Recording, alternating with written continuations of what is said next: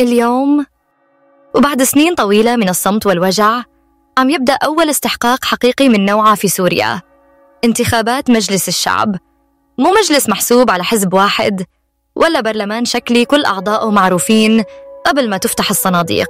هاي أول مرة بيتشكل فيها مجلس شعب بيمثل الشعب فعلاً، ما عاد الصوت محسوب مسبقاً، ولا الكرسي محجوز بالتوريث السياسي، ولا الطريق للمجلس مفروش بالولاءات والتمجيد. لأول مرة السوري عم ينتخب شخص، مو صورة، برنامج، مو شعار، إنسان من الواقع، مو واجهة للسلطة. بعد سقوط النظام وبعد كل الخسارات والدمار ما عاد في مجال للتمثيل الوهمي. المجلس اليوم مو منصة تصفيق ولا غرفة مغلقة بتقول نعم قبل ما تفهم السؤال.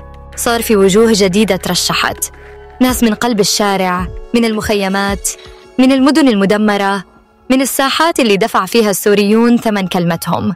في نساء ترشحن لأنهن عاشوا الحرب وفقدوا أولاد وأزواج وبيوت.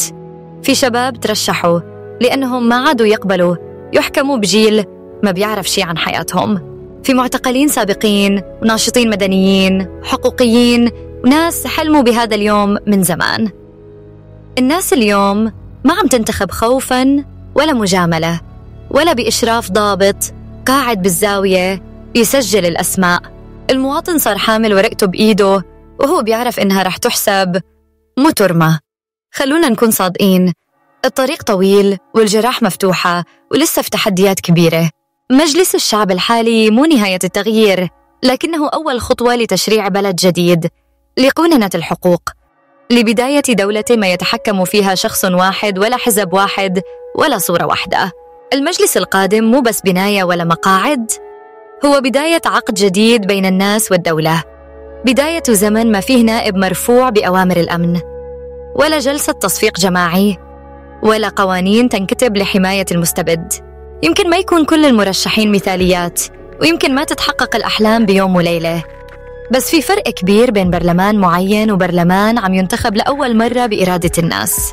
سوريا اليوم عم تنتقل من زمن الخوف لزمن الصوت، من مرحلة الفرض لمرحلة الحق، من مجلس ممسوك من فوق لمجلس عم يطلع من الأرض، من الناس. ولأول مرة من عقود السوري ما عم يكرر اسم مفروض عليه، عم يختار، وهذا بحد ذاته بداية التاريخ.